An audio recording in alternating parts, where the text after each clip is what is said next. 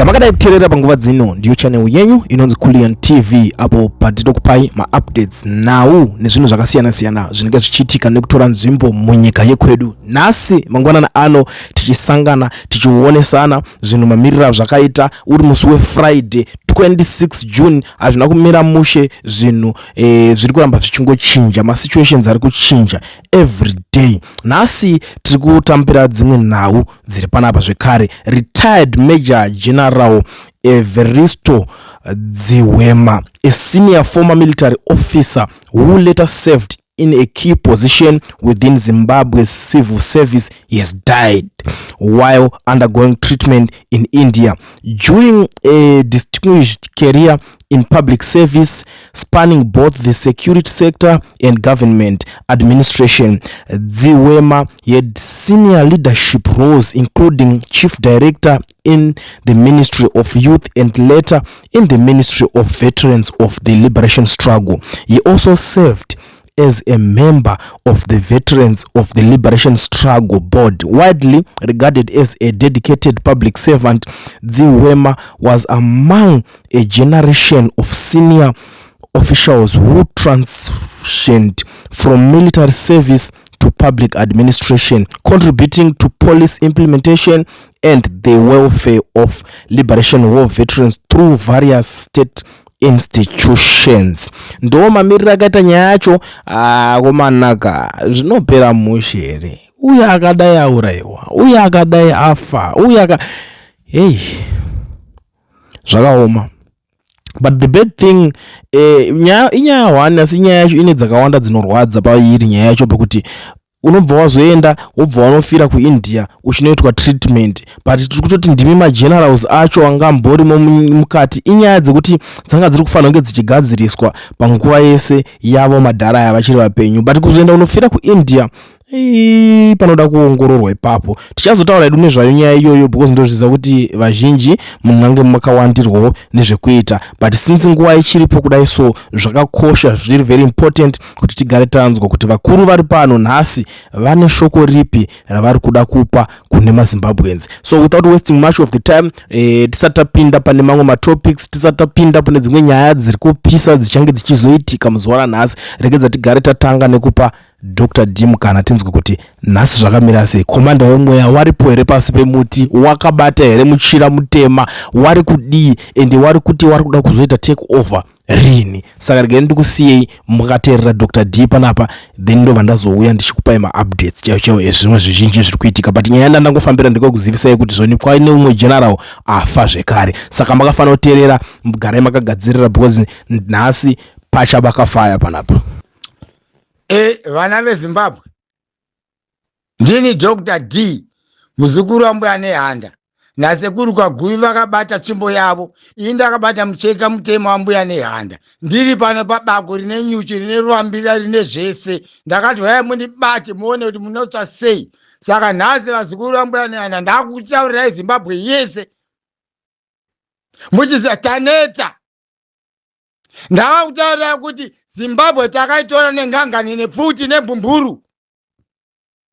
Handi kuzopa vamwe vanhu vaemvurope nembumburu kuziva kuti nyika takatora nembumburu. Ndini ndiri kutaura nhasi, komanda wemweya, komanda webako. Nguva yedu yakwana. Mapfupa akasara kuMozambiki, ameno ikoko ari kupfuka. Munizwe vana veZimbabwe. Vazukuru vambuya nehanda. Ngati mapfupa akavhira kunzoko neakavhira munyika muZimbabwe akupfuka. Ngangani futi. Handisine nezvokwai masoja. Ndakataura kudhara ndine masoja angu akakwana ini muzukuru vambuya nehanda. Handisina hurukuro. Zvana Kebbi 3 ndakataura kudhara marabishi isuweji. Handichadi kuzvinzwa. Taura tichipedzerera paground. Moto uchitsva. Tonda nanodzimura ndiani. Vachamhanya ndivanani. Inandi mhanyi kumhanya kubva munyika yambuya nehanda inini. Azviti. Ndoda kuona vachamhanya. Tiri kuda kuvamhanyisa kwete zvespeed. Vamwe charova mboma. Remember ndakataura kuti munhu angakwanisi kuda kuti ashutiwe. Inini Dr. D ndoda kumubata. azomirira mhosva dzake dzakaita dzese. Ane ropa murume uya, imbwa yemunhu, mugodhoyo wemunhu, haaregererwi. Amen. Achapedzerana naMwari wake kudenga, ndiye achamuregerera. Kwete isusu, hatimuregereri uyu. Ane ropa. Vabereki Mwari kuchema, vana vedu varipi? Iye anoziva kwari. Ndiudzei chokwadi, vana veZimbabwe, takadaro hazviite. Ndini ndiri kutaura komanda wemweya, komanda webako. Apa zvandava kutaurirai vana veZimbabwe, imushinyararai. Ndakati mukanzwa tsuriyorira, please garai mudzimba menyu. Ndekuti hamuna futi. Garai musashandisiwa. Sezvavakaita kwazi 45 degrees 45 degrees uchishuta munhu asina mhosva. Ndakazviramba kudhara. Nhasi ndiri kutaura kuti paya nyaya yedu yasvika paya panonzi mvura yasvika hameno sheka makumbo. Sisi takadziita, taona kuti sisi zvinodzikirira. Inini komanda wemweya, komanda webako, no more. Handichadi zvehurukuro. I don't want. Kavada kuita hurukuro dzangu vanozitira uku kunana Mozambique, hamene kuna South Africa, muZimbabwe inenge yamoto. Asi handidi pofu yambuya nehanda inofa.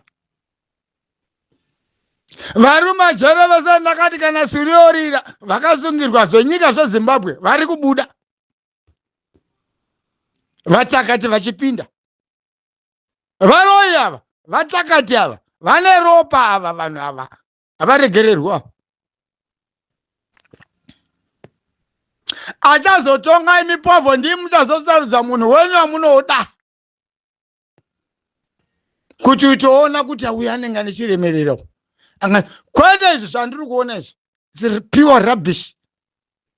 Ndiri kudara ndiri muno muZimbabwe, ndakati huyai munibate, ndiri kuchimakuko uko kumanyikaland, kuchimanimani, huyai, handi makomo ariko. Isai nevhigeti yanyu muone kuti munocha sei. Ndini komanda Dr. D, muzukuru wambuya nehanda, nefuti yangu zvese ndinazvo. Sekuru Kaguvi netsvimbo yavo tinopedzerana. Iko zvino handisina fani, hapasina zvokutaurirana, handichadi. Ndaneta, ndakupai nguva, fungai. Asi ndaneta. Asi ndati inini kubva miniti ino yandiri kutaura inoyi, mukangonzwa vachampupurika chauya, please garai mudzimba dzenyu. Vachampupuri chiri kuzomhara muZimbabwe, kwete kunomhara kunyanza, chiri kuya kuzomhara muZimbabwe. Hapana anodzimura champupuri ichocho, ndiri kutaurirai. Asi Mnangagwa handidi kuti afe, ngaabatwe. Kusvikira kumakotsi uko kuchazouya majaji, ndakada kude kuchazouya majaji, kwete aya majaji ake aya. No. Kana munhu achinzi handakamboposta kutongerwa rufu, zvino achazviona kuti chinonzi rufu chii. Iye ndekuti ndiye akatanga kuuraya.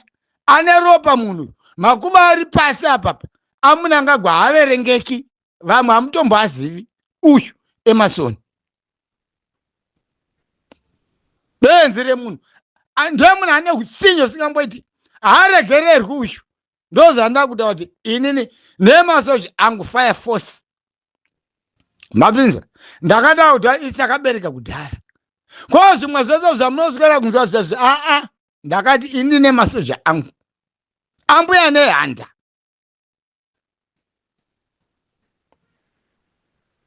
Mandisava neZimbabwe. Ndini Dr. D, komanda wemweya, komanda webako, muzukuru wambuya nehanda. Nasekuru Kaguvi netsvimbo yavo vakaibata. Inakabata mucheka mutema unoera. Yevazumure pasi rese yeZimbabwe. Kwete izvi zvana Mnangagwa, tina muzimu wekuZambia isusu. Ndikubvunza, tina muzimu here wekuZambia? Kwete.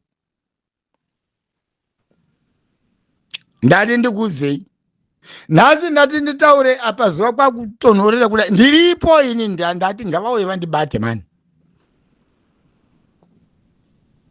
Ndiri kuuzai kana zvanetsa mbuya nehanda vanoti mheni inosotewa mheni. Handimoziva mheni ibhombaka. Mheni inorova State House nekumba kwake imheni. Hapana unoimisa. Ndini ndotaura komanda Dr. D, komanda wemweya, komanda webako. Ndati inini kana zvanetsa tinongoseta mheni. Mheni inopisaka. Inopisa inonorova State House yese kuparara. Yorova kumba kwake kwemunanga kunoparara. Kuenda kumba kwevana vake one by one imheni ichiparadza. Ndati ane ropa murume uyu. Ndini ndataura Dr. D, komanda wemweya. Nhasi ndati ndikuudzei muchinyatsokuziva kuti Zimbabwe haisina kumira zvakanaka, yakundengendeka. Asi kana chamupupurika yatsurika neyakurira, please garai mudzimba dzenyu because hamuna pfuti. Ndini ndiri kutaura Dr. D.